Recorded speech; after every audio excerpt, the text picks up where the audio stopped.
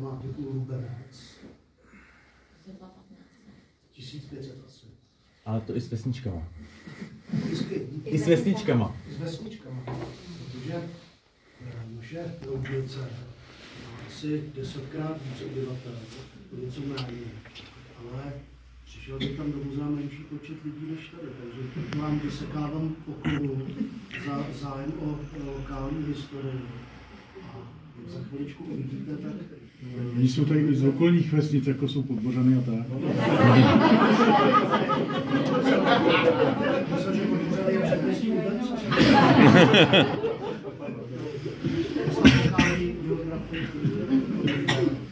A jak sami se znáte, tak vy vlastně se zajímáte a máte rádi lokalitu, která není významná jenom v rámci Podbořanska nebo Lubenecka.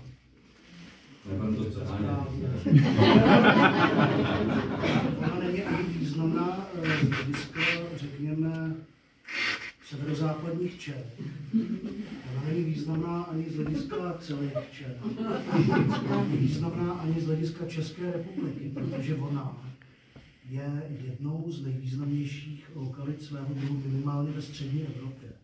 Tak moc ten Rubín je důležitý a tak moc je skutečně přispívající k poznání.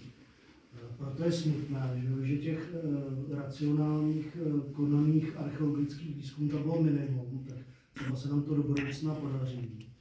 A taky je škoda, že vlastně v tom roce 24 to auto, když převáželo tu Praidlovu sbírku z toho Chomutova, že tak havarovalo tuším.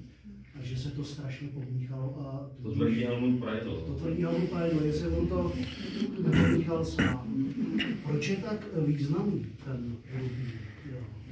Rubinberg, jak říkali Praidlovci, že jo.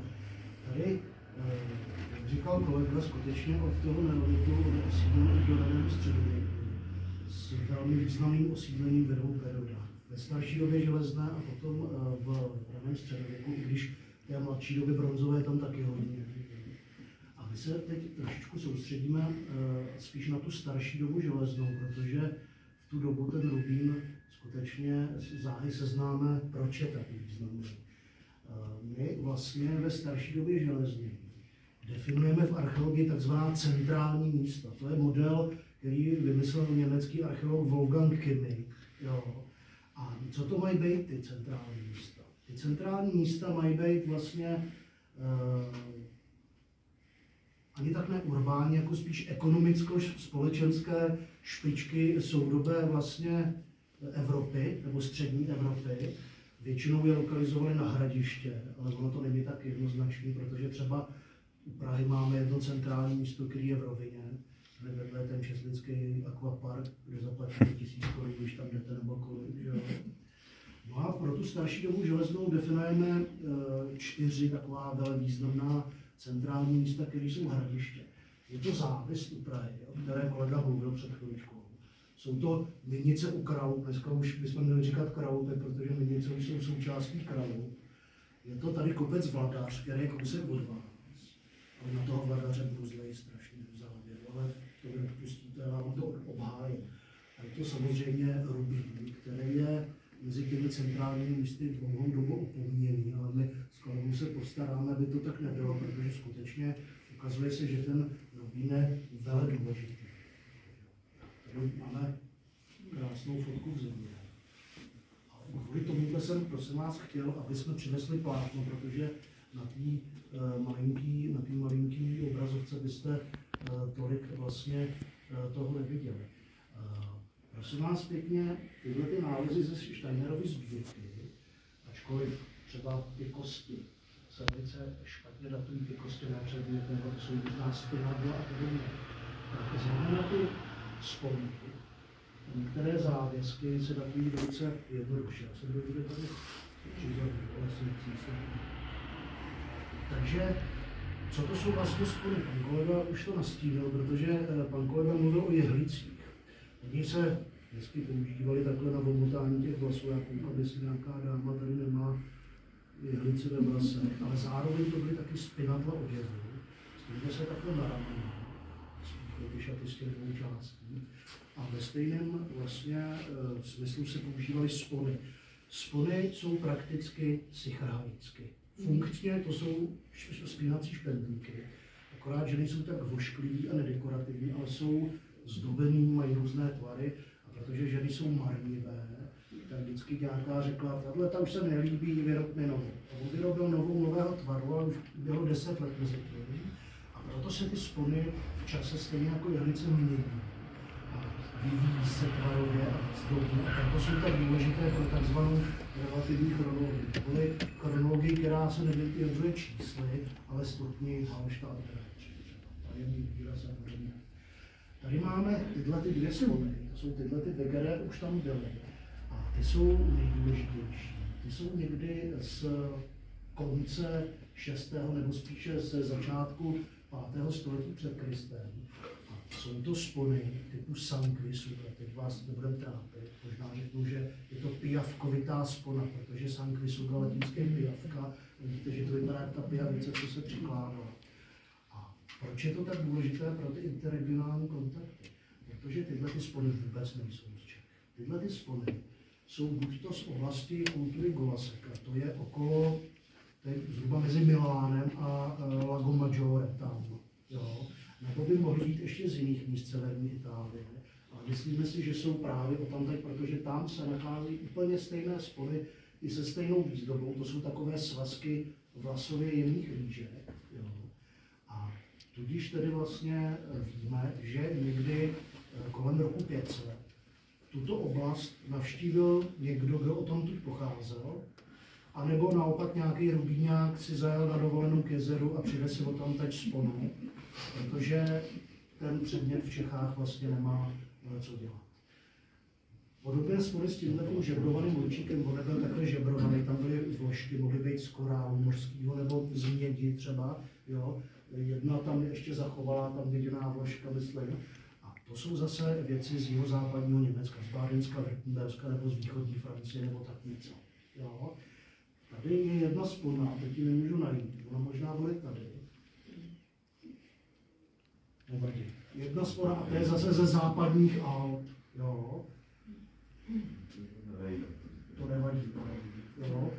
Nebo tyhle závisky, řekněme taková blbá kulička prostě s tím, jo, nebo takovýhle závisek, tohle závisek typu Trezzo, ze severní Itálie zase. Takže my můžeme říct, že Rumí je místem, kde se v Čechách koncentrují nejvíce tyhle ty severoitalské nebo nebo jihoalpské nebo slovinské nálezy. A něco to znamená. Něco to prostě znamená a de facto my si teď řekneme asi co. Stejně tak tento košíčkovitý závisek je italského původu. Trošku mě kolega teď vyděsil, protože tenhle ten předmět je interpretován často jako takzvané ozdobné koncovky k halštatským štěrkovým vozům. A ty jsi mluvil o tom, že to je kování bícího rohu. Čili my se na to budeme muset ještě podívat, vidíte? My se musíme dohodnout, že vlastně ta interpretace se mění. Je to jako s tou spodou terčíkovitou, s tím elektronovým nebo zlatým plechem, kdy desítky let byla chápána, že je germánská a najednou Australan z Melbourne, Vincent Legal, přišel s tím, že je to časně latenská destičkovitá spoda z druhé poloviny 5. století před Kristem. Stále se učíme. No a samozřejmě tady ten bejček, kdy Nestor české archeologie si myslel, že to je kůň a že to je dle sedlo, ale spíše to, tak jak říkal kolega, že to je odlomený poutko a že to je určeným zavěšením. A tyhle ty bejci jsou po Evropě skutečně od východní Francie po Ukrajinu, od Itálie až někam do Polska. Ne přímo tyto obecně zobrazení býka, i v halštatských kulturách starší doby železné, jsou třeba v jedné rakouské kultuře takové takzvané protomy, což jsou jakoby bysty býků na nádobách keramických, jo? Takže, ale to je tak prakticky v celém eurazijském světě, ten kult toho býka je přítomný všude. Takže tady vidíme jednak tu severní Itálii, vidíme tady zajímavé skleněné perly, ty se taky takovéhle perly najdeme po celé Evropě, ale prakticky i u nás, které starší doby železné. A vidíme tedy, že z tohohle důvodu nás velice zajímá. Vidím tady ještě loďkovitou sponu jednu, která, si smím, mě to někde vypadla, která taky pochází z té severní Itálie a je to velice důležité. Ale teď pozor. Jo. Tady to jsou vlastně situace, kde ty 3 druhy spolu, které jsem jmenoval, kde nachází své protějšky. Takže tohle je ten horní Dunaj, tady vidíme oblast kultury Golaseku, taky to Slovinsko, že jo, a tohle to ostatní, všechno jsou věci, které přišly moc. Ale teď musíme být velice opatrní, protože my bychom řekli, tak to je super, tak ty Rubíňáci měli kontakty tadyhle z oblastí kultury Golaseka, čili s Italikama, ale to nebyl velký problém, protože kultura Golaseka je charakteristická tím, že někdy už od konce 7. spíš od začátku 6. století, řekněme si rok 600, tak se tam objevují nápisy na takových kamenných kvantlicích v jazyku, který se nazývá lepontština. A etnicky se ty příslušníci té kultury Golaseka často stotožňují s těma leponciema. Takže ty leponciové, respektive ta leponština, to není italický jazyk, to je keltský jazyk. Takže jsou to vlastně keltské kontakty, nebo prakeltské kontakty, jestli to takhle můžeme dát, nebo prezentovat, jo. Ale samozřejmě, když zdůrazníme to hledisko topografické, tak mluvíme o severoitalských kontaktech. Jo. Vemte si, že se říká, že Keltové byli literární, že nepsali, protože Druidové chtěli uchovat učení v tajnosti a to jsou blbosti všechno, protože tady ty Lepontidové měli jazyk, nebo teda písmo, používali zhruba 100 let po etruscích, což je velice brzy. A víme, že třeba na keltských opidech jsou na Manchingu nebo na Bibracte je spousta z grafik, to znamená popsaných střepů. Jo? Takže tady vidíte číslo 63, na 68, jako má Jandro 63, a to je náš Rubín, který tedy za tohle jsou velmi vážný. A teď půjdeme k tomu, co už kolega naznačil, protože to je záležitost, řekněme, taky velice záhadná. Kámen.